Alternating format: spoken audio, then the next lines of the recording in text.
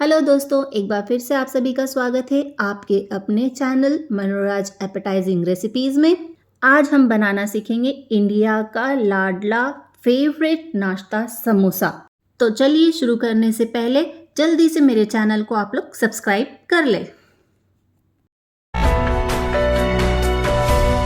शुरुआत करते हैं समोसे के कवर से। तो इसके लिए मैंने यहाँ एक बाउल में लगभग 1.5 कटोरी के करीब मैदा लिया है और अब हम इसमें लेंगे लगभग आधा चम्मच के करीब अजवाइन। अजवाइन को हम अच्छी तरह से देख लेते हैं कि उसमें कोई कंकर वगैरह तो नहीं है। यदि है तो उसे हटा लीजिएगा, नहीं तो हमारे खाने का स्वाद बिगड़ जाता है।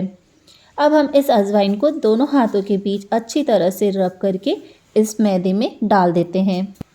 जब हम अजवाइन को दोनों हाथों के बीच रब करके डालते हैं तो अजवाइन की खुशबू और फ्लेवर दोनों ही बहुत अच्छे से हमारे मैदे में आ जाती है।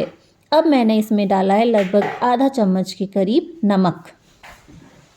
अब इन चीज़ों को हम हमारे मैदे में अच्छी तरह से मिला लेते हैं। हमारा समोसा का कवर बहुत ही अच्छा क्रिस्पी खस्ता सा बने, इसके लिए हमें हमारे मैदे में मोयन डालना ज़रूरी है। तो उसके लिए मैं यहाँ पे लगभग 1 बड़ा चम्मच के करीब तेल ले रही हूँ। अब हम अपने इस तेल को मैदे में अच्छी तरह से मिला लेते हैं। आपने यदि मेरे चैनल को पहले भी देखा है और भी रेसिपीज़ देखी है तो आपने देखा होगा कि मैंने उसमें मेथड बताया है कि हमें मोयन कितना लेना है। नहीं देखा है तो आप ज़रूर देखिएगा, आपको और भी कुछ बहुत सारी बातें सीखने को मिलेगी। लेकिन मोयन वाला हिस्सा मैं आपको यहाँ पे फिर से बता देती हूँ कि जब हम मैदा और मोयन को अच्छी तरह से इस तरह से मिलाते हैं और फिर इस सूखे आटे को ही जब हम मुट्ठी बना करके हाथों में पकड़ते हैं तो वो एक लड्डू की तरह बन जाना चाहिए, उसको बिखरना नहीं चाहिए। यदि ऐसा होता है तो इसका मतलब ये है कि आपका मोयन अच्छी तरह से डला हुआ है। ये देखिए, ये जिस तरह से मैंने पकड़ा है तो ये एक लड्डू सा बन गया है। इसका मतलब ये है कि मेरे मैदे में मोयन अच्छी तरह से डला हुआ है। जब मोयन अच्छी तरह से डला होता है तो कोई भी हमारी मैदे से बनी हुई चीज़ होती है वो बहुत ही खस्ता बनती हैं। अब जब हमारा ये अच्छी तरह से मिल चुका है तो अब हम इसे हल्के गुनगुने पानी से अच्छी तरह से गूँथ लेते हैं।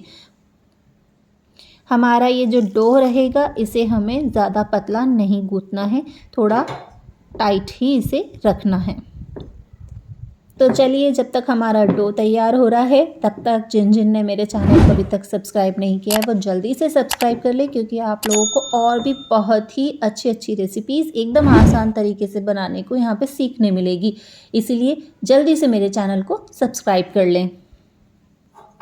यहाँ हम पहले समोसे के कवर के लिए मैदा को गूँथ रहे हैं, क्योंकि इस मैदे को जब हम रेस्ट करने के लिए रख देते हैं, थोड़े टाइम के लिए एक तरफ रख देते हैं, तो इसमें लोच बहुत अच्छे से आ जाता है और हमारा आटा, हमारा मैदा बहुत अच्छी तरह से गल जाता है। इसीलिए हमारा टाइम ज़्यादा वेस्ट ना हो, हम पहले से आटा गूँथ के रख देंगे ताकि बाकी तैयारियाँ करते करते हमारा आटा भी रेस्ट कर ले। लीजिए, हमारा मैदा अच्छी तरह से गूँथ कर तैयार हो चुका है। अब हम इसे एक तरफ रख देंगे। उससे पहले मैं इसके ऊपर एक गीला सा पतला सा कपड़ा ढक कर के रख देती हूँ ताकि हमारा जो आटा है बहुत ही अच्छे से सॉफ्ट हो जाए। चलिए, अब हम इसे एक तरफ रख देते हैं और हमारे समोसे के स्टफ़ की, मसाले की तैयारी कर लेते हैं। समोसे का स्टफ़ यानी मसाला तैयार करने के लिए यहाँ पर मैंने एक कढ़ाई में लगभग 1.5 चम्मच के करीब तेल लिया है और उसमें आधा चम्मच के करीब राई डाला है।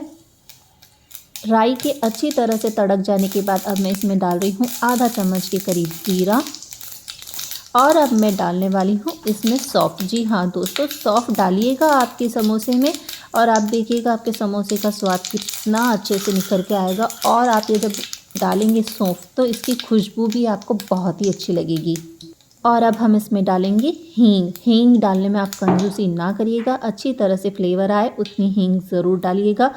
अब इस बघार की खुशबू आप लेंगे तो आपका मन बड़ा खुश हो जाएगा। अब मैंने इसमें डाला है हरी मिर्ची और हरी मिर्ची के लाल हो जाने पर अब हम इसमें डालेंगे हमारे उबले हुए आलू, जिसे मैंने हाथों से ही मैश कर दिया। आपके पास यदि मैशर है तो आप मैशर से भी मैश कर सकते हैं।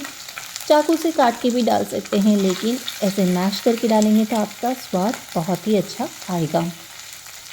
आलू डल जाने के बाद अब हम इन सबको अच्छी तरह से मिला लेते हैं, ताकि हमारा नीचे जो बघार है वो जल ना जाए।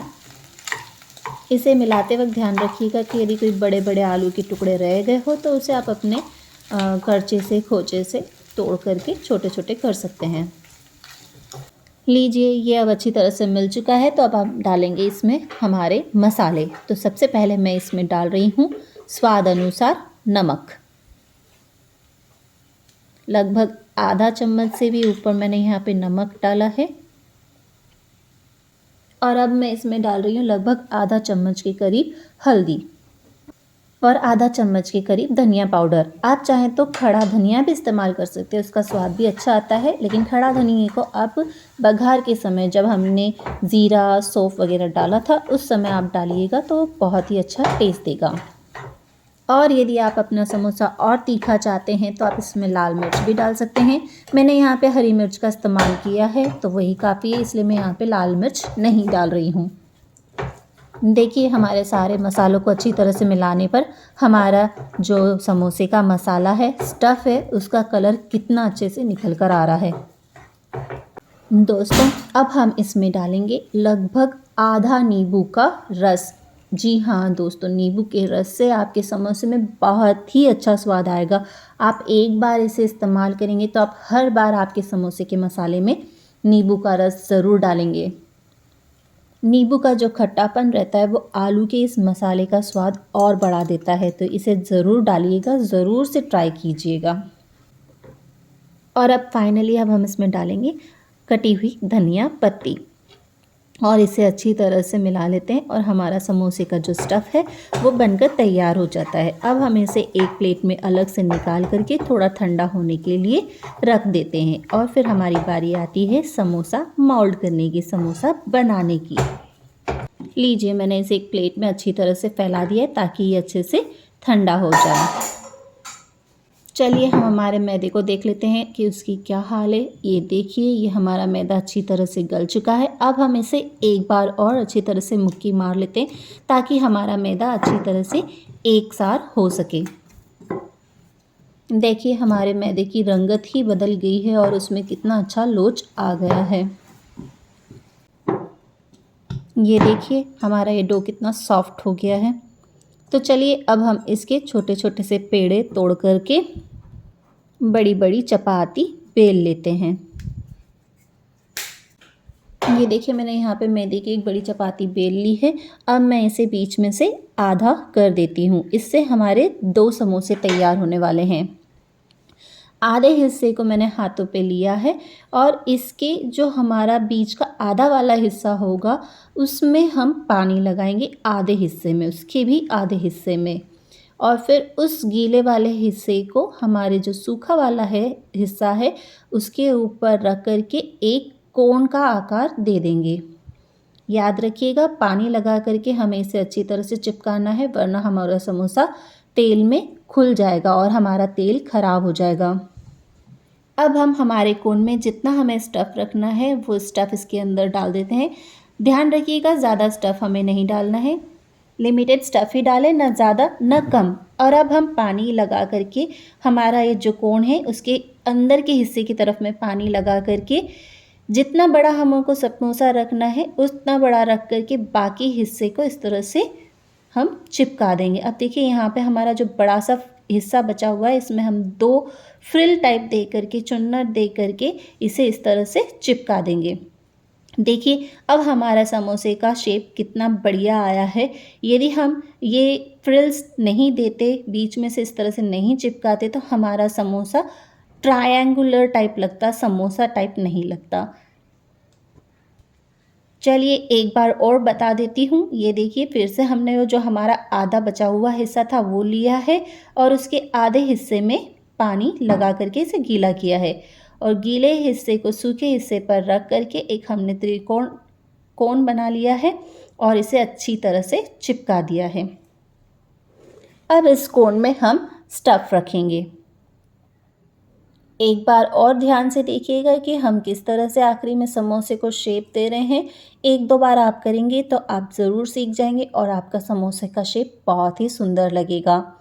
देखिए, इसे हमने अच्छी तरह से अंदर से पानी लगा दिया है ताकि ये अच्छी तरह से चिपक जाए।